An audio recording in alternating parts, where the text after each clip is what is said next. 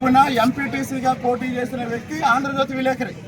మరి అతను తెలుగుదేశం గురించి పాజిటివ్గా రాస్తాడా, నెగిటివ్గా రాస్తాడా? చెప్పండి. అతని కూతురు చదువుకోవడానికి అమెరికా వెళ్తుందండి. ఆర్థిక సహాయానికి నా దగ్గరకు వస్తే నేను 25,000 ఇచ్చాను. నేను ఎప్పుడు ఏమి నా కోసం ఏమి రాయమని చెప్పలా. నేను అడిగేది ఏంటంటే ఇంకోటి, నిన్న కాక మొన్న తిరువూరులో 100 రోజుల ఉత్సవం వ్యవసాయ స్కూల్లో భారీ స్థాయిలో జరిగింది. ఈ జిల్లాలో లేదా ఈ రాష్ట్రంలో 175 నియోజకవర్గాల్లో ఏ నియోజకవర్గంలోనైనా 100 రోజుల ఉత్సవం వేలాది మందితో జరిగిందా? తిరువూరులో జరిగింది. కానీ ఎవరైనా ఒక పత్రికలు రాశారా అంటే ఇక్కడ జరిగే మంచిని రాయట్లేదు. దాన్ని రాయకుండా నిన్నేం రాశారు తెలుసా? ఎప్పుడో గతంలో పట్టుకున్న రేషన్ బియ్యం గురించి రాశారు. అంటే జగన్మోహన్ రెడ్డి కాలంలో జరిగిన అరాచకాలకు సంబంధించిన ఫోటోలు ఇప్పుడేసి ఇప్పుడు జరుగుతున్నట్టు వేస్తున్నారు. బయట అంతా ఏమనుకున్నారంటే తిరువూరులో ఇసుక దోగుతున్నారు, తిరువూరులో గ్రావెల్ దోగుతున్నారు. కాబట్టి ఈరోజు తిరువూరులో ఇసుక లేదు. ఉందా? 3 నెలలు సార్. ఒక పక్క వాగులో ఇసుకుంది, పక్క వాగులో ఇసుకుంది. ఎవరన్నా వెళ్ళి ఒకరోజు నాకు మన పుల్లపల్లి వెంచర్లో మాజీ ఎంపీపీ గద్దె వెంకన్న గారు ఇల్లు కట్టుకుంటూ ఒక 5 ట్రిప్పులు 10 ట్రిప్పులు ఇసుక కావాలి సార్ అంటే తెచ్చుకోండి అన్న. ఆయన ట్రాక్టర్ పెట్టంగానే వెంటనే ఫోటోలు తీసి సోషల్ మీడియాలో పెట్టారు. ఆయన పెద్ద మనిషి కాబట్టి ఆయన ఆగిపోయాడు. ఇప్పుడు విజయవాడ నుంచి బయట ప్రాంతాల నుంచి వేలాది రూపాయలు పెట్టి కొనుక్కుంటున్నాడు. కాబట్టి ఎవరైతే ఇంకో విషయం చెప్తున్నా, కొంతమంది నా దగ్గరకు వచ్చి మేము ప్యాక్ ఆట ఆడతాం అని చెప్తే వద్దని చెప్పారు. అయినా సరే ఆడారు. పోలీస్ స్టేషన్కి వెళ్ళిపోయారు. అరెస్ట్ చేసి ఓ సర్పంచ్ని, చిట్యాల సర్పంచ్ని, వాడికి సిగ్గు సరవు ఉంటే ఇంకా సర్పంచ్ పదవిలో ఉంటాడా? చెప్పండి.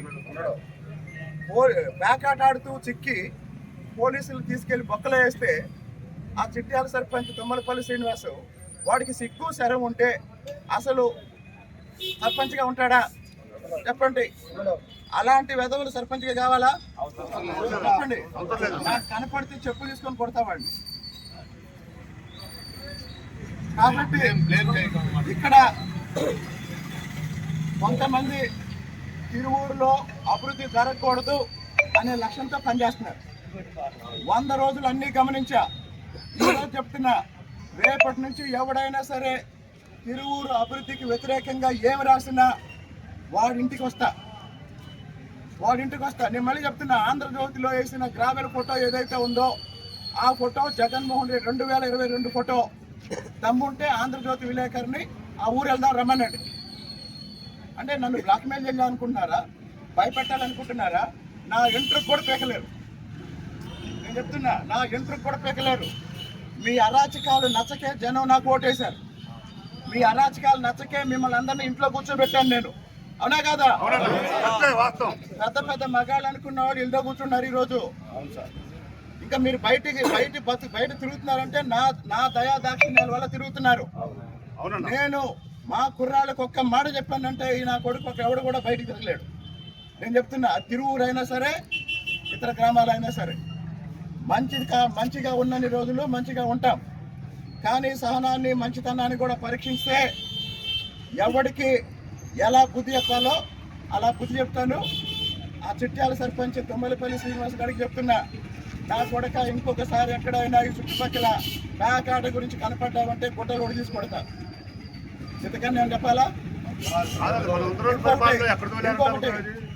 ఎవరైతే భవన నిర్మాణ కార్మికులు ఉన్నారో ఈ భవన నిర్మాణ కార్మికులందరూ ఒక 2-3 రోజుల తర్వాత సమావేశం పెట్టుకుంటాం, అందరినీ పిలుద్దాం. ఇప్పుడు మనకి వాగులో ఇసుకుంది, కానీ ఎవరన్నా ఒక ట్రక్ తీసుకొని రాగానే కొంతమంది తిరువూరు అభివృద్ధిని ఆపటమే లక్ష్యంగా ఫోటోలు తీయటం, ఎంఆర్ఓకి పెట్టడం, ఫోటోలు తీయటం అధికారులకు పెట్టడం, లేదా ఫోటోలు తీయటం సోషల్ మీడియా పెట్టడం. నేను అడుగుతున్నా, జగన్మోహన్ రెడ్డి 5 ఏళ్ల కాలంలో ఇక్కడున్న మీడియా వాడు ఎవడైనా సరే ఒక్కసారి రాశారా? చెప్పండి. ఇప్పుడు గోపాలపురంలో ఒక గ్రావెల్ క్వారీ ఉంది. 50,000 ట్రిప్పులు గత ప్రభుత్వంలో తోలారు. 50,000 ట్రిప్పులు తోలిన తర్వాత అక్కడ ఒక పెద్ద గొయ్యి ఏర్పడింది కదా, ఆ గొయ్యి ఫోటో తీసి అది ఇప్పుడు తోలుతున్నట్టు రాస్తున్నారు. చెప్పండి, నా కొడుకులు ఏం చేయాలి? క్షమించాలా? నేను చెప్తున్నా, ఈ రోజు నుంచి తిరువూరు అభివృద్ధికి వ్యతిరేకంగా ఎవడు పనిచేసినా వాడు ఎంత పెద్ద నాయకుడైనా సరే అనుకుంటున్నారు మనం ఇంట్లో ఉండి కుట్రలు చేయొచ్చు, మనం ఇంట్లో ఉండి కొంతమంది ఇళ్లల్లో ఆడవాళ్ళను కూడా వాడుతున్నారు. కొలిపూడి శ్రీనివాసరావు ఎక్కడ దొరుకుతాడు, కొలిపూడి శ్రీనివాసరావుని ఎలా కంట్రోల్ చేయొచ్చు అని సిగ్గు సెరవలేని నా కొడుకులు ఇళ్లల్లో ఆడవాళ్ళను కూడా వాడుతున్నారు. ఇంతకన్నా నీచులు ఇంకెక్కడైనా ఉంటారా? ఇలాంటి విషయాలు కూడా ప్రచారం జరుగుతున్నాయి.